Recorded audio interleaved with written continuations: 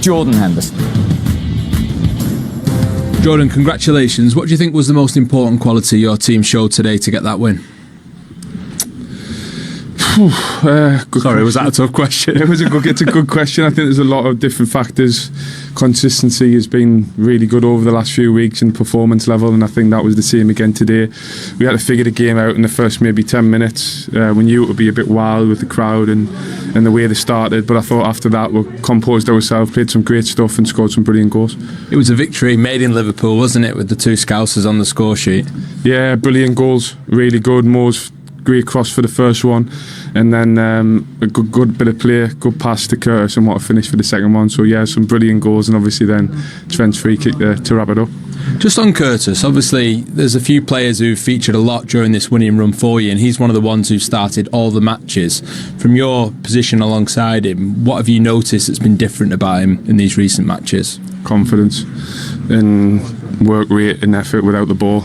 I know a lot of people will talk about the goals, his overall play with the ball. You know, he very rarely loses the ball, keeps it really well, gets some great spaces, but then his reaction to win it back when we lose the ball, and he's a great athlete as well, so that's been a big plus for us over the last few weeks. You're in your best form of the season.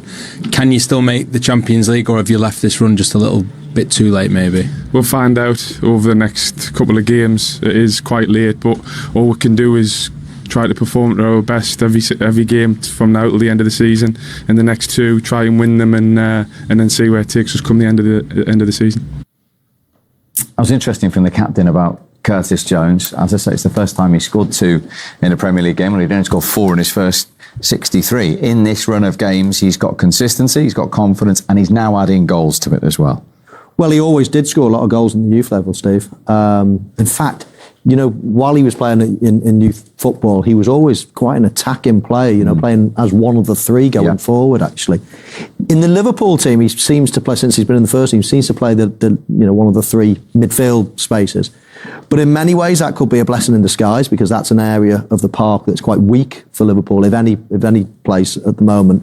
And it's a place where JURGEN Klopp is certainly looking to strengthen. He's got a massive opportunity in that position.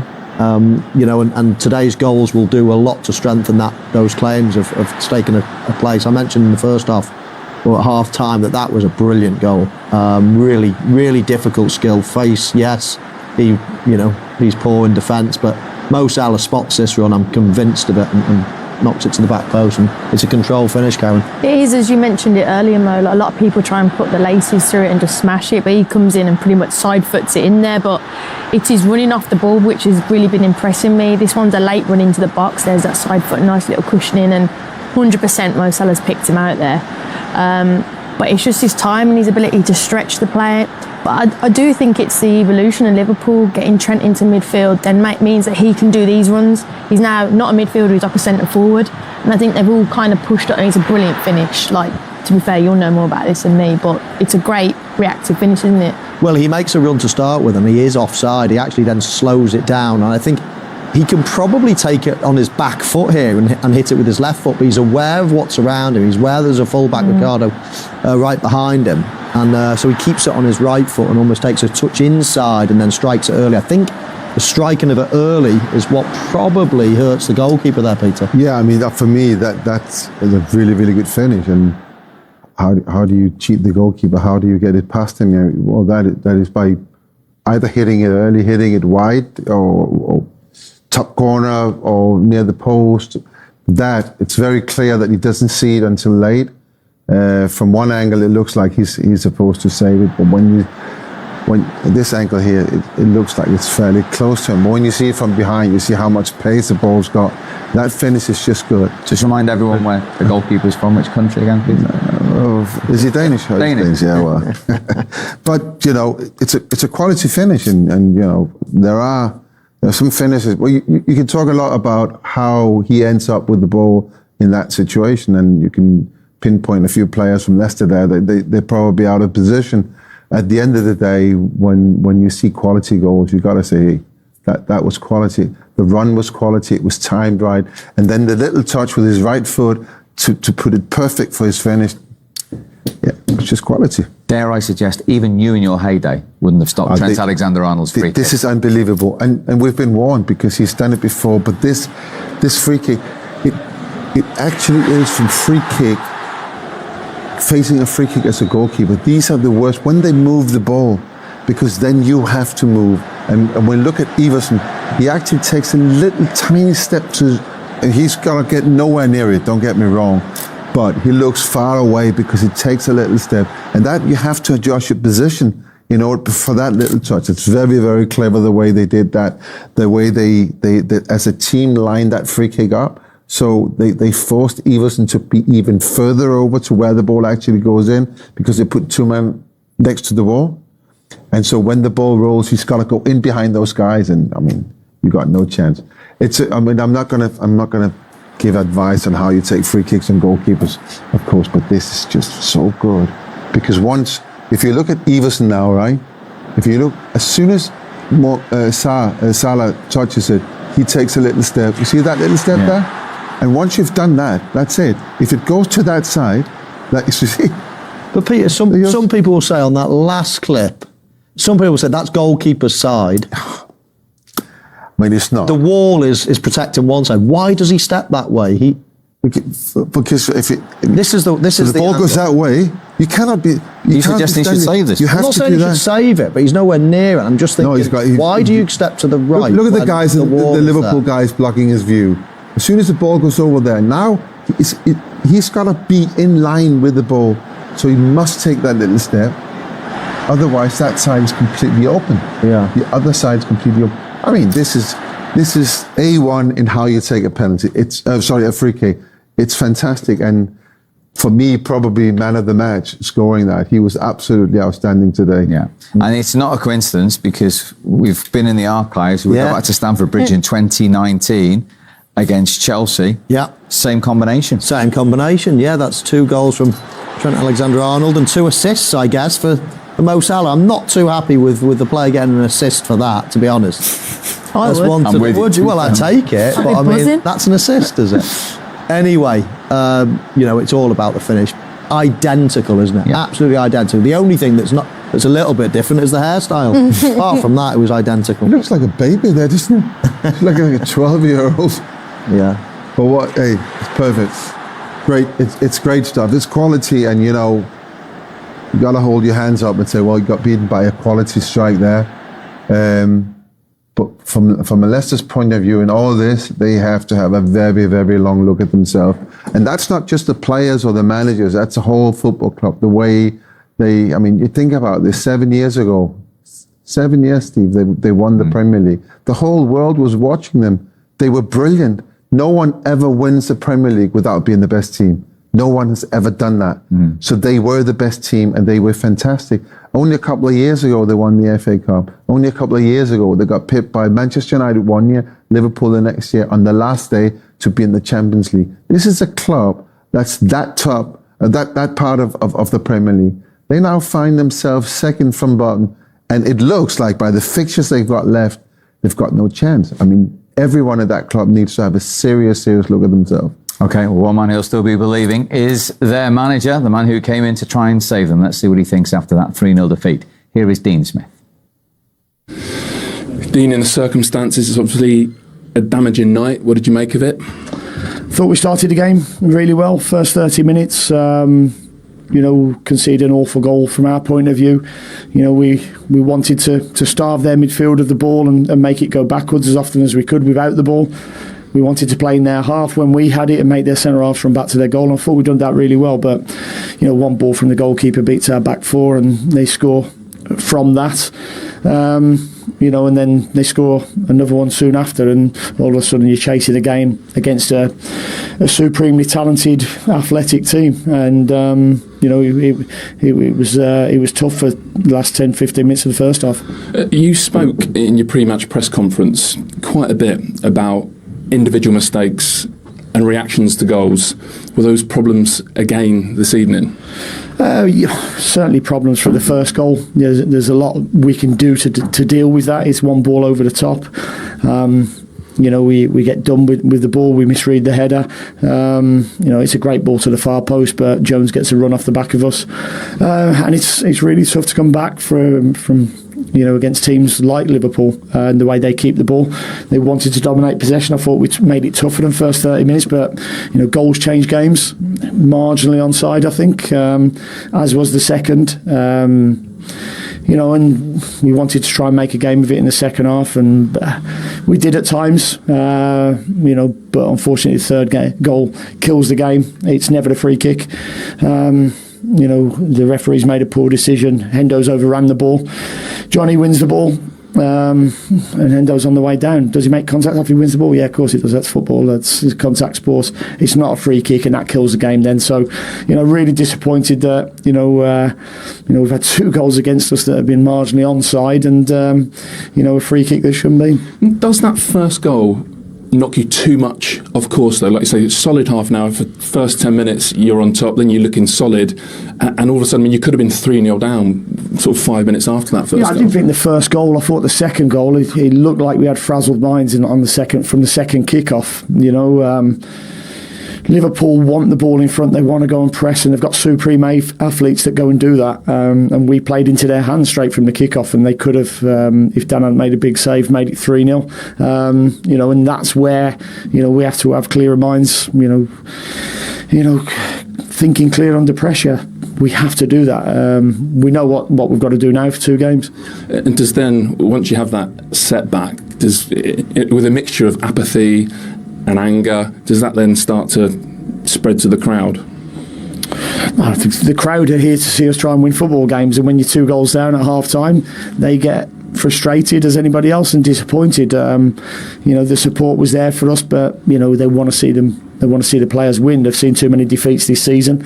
So you understand that when goals go against you. Yeah, the Leicester fans have seen 22 defeats this season, to be perfectly exact. So that's the situation now. Those 4 teams all have 6 points left to play for. Forest at home to Arsenal, away at Palace. Everton away at Wolves, home to Bournemouth. Leeds away at West Ham, home to Spurs. And Leicester away at Newcastle and home to West Ham. Looking at it, Karen, it's very difficult to predict. In Leicester's scenario, do you think they might have to win both of those games? Yeah, and you want to have that attitude. You don't want to be going in the last game of the season knowing you've got to win to stay up. You should be trying to win every single game. But I think going to Newcastle, what's at stake for Newcastle is such a big ask, and you're thinking, where will West Ham be in terms of that final game of the season? What's kind of in it for them at that point? So for me, they've got to get something at Newcastle. I just don't see that happening, and I think you look in the eyes of the team now, you're looking at them.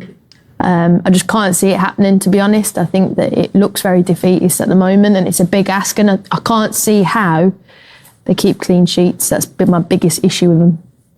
Yeah, I think Leicester have got to get at least 4 points. I can't see them doing it. I think Leeds have probably got the hardest fixtures there, arguably, and they've got, second lowest points out of those. And then I think Everton have got points on the board, and they've got the easiest fixtures, and Nottingham Forest have got even more points. Difficult fixtures. I can see it being Leicester and Leeds, I must admit, joining Southampton based on those fixtures. In terms of Leicester, Peter, when they made the decision to remove Brendan Rodgers from his post, 8 games have surpassed, 24 points to play for. They've picked up 5. Yeah. On reflection, do you think they'd do the same again? When you look at West Ham and Forest, who are above both of them, and they're the 2 teams who've stuck with their managers. Yeah. That is, of course, a very, very difficult question to answer. But there's no doubt about, when you look at what Brendan has done for the football club, he's been absolutely fantastic. I mean, he hasn't spent any money. He's made the money, and he's still built on the team, and he's still created results. And then all of a sudden, I'm convinced a couple of the players that we've seen tonight that was added in the summer were not players that he wanted to have. I'm convinced of that, because they don't look like the Brendan Rodgers players that he normally go for. And a couple of them, Fast, for instance, I mean, it just hasn't been good enough. He's been part of all this confusion. Of course, Johnny Evans, the captain, has been injured since October. That plays in, but you still have to play with the players that you have So you cannot make excuses in that way. But I don't know. I mean, I wouldn't have done that because Brendan is a fantastic coach, and I think Brendan could have, with the knowledge that he's got of the players, he could have realized now's the situations like this. Now we have to do something different. But you know, it's hypothetical. You can never know, can you? No. Oh, Brendan Rodgers, a former Liverpool manager, of course. Let's hear from the man who succeeded him. He's done pretty well, hasn't he? And again tonight, JURGEN Klopp. Jurgen, obviously the result is good. Performance too, pretty satisfying. Very, very much so. Needed 15 minutes roundabout. I didn't look at the watch actually. To figure out how we can build up, how we can control, how we can build up controlled. Then we were flexible enough. Then we got everybody on the ball facing the other goal, could pass through the lines, mixed it up like the first goal showed. Ali with this long ball in behind. It's always an opportunity and possibility. Obviously, it's like a ball for Mo as well. But how we push up there, how we arrive there, passing really good, sensational first goal, top second goal, the passing again. Should have scored pretty much immediately after the third one. I'm pretty sure. Who missed that? Cody, or was it Curtis? It was Cody. Yeah, Cody. Okay. Yeah. Here we scored. Wow. Nice. You're rewatching. Which goal was that? The monitor. Second. What a lovely goal. Yeah, absolutely. Boys in a good moment. So then between 55 and 75, pretty much, it was a bit too open for me. We didn't control it that much anymore. We can do that much better. But it's, again, they wanted, obviously, put a proper fight in. We avoided it most of the time. It's difficult for them, obviously, when they have to play with long balls. So our high press was good, not for winning the balls, just to put them under pressure in the long balls. We should win with Virgin, Ibu. Picking up second balls, that was all really, really good. The boys were really focused on the necessary stuff. And then third goal, what a wonderful little routine. Love it. And so, yeah, good win, super important for us.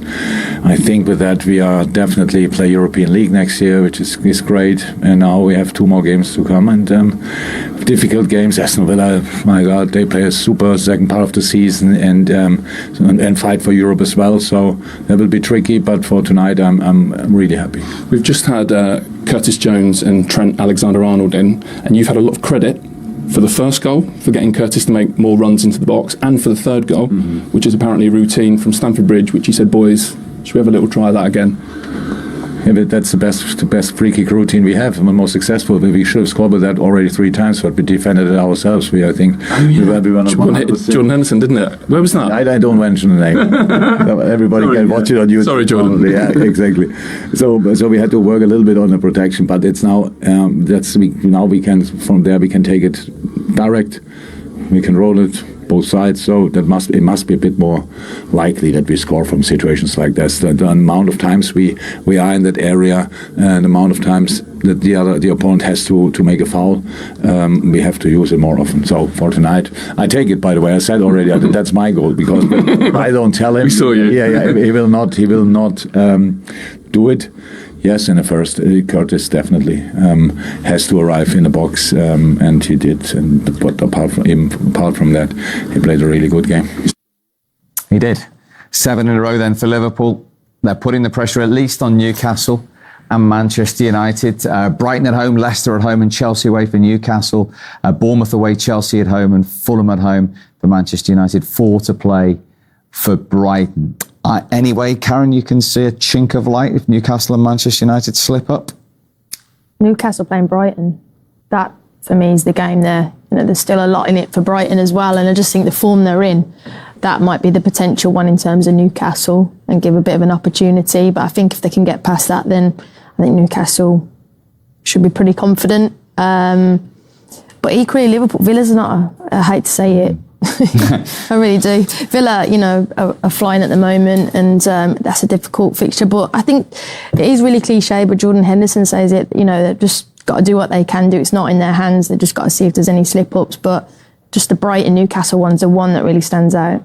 all if buts and maybes, Michael, but even if they just started this run 2 games earlier, Liverpool, they would be right on their heels now with this run of form. They're the team with the momentum, aren't they, at the moment? Newcastle and Manchester United definitely looking over their shoulders. Newcastle probably need 5 points out of those 3 games, but 3 difficult games.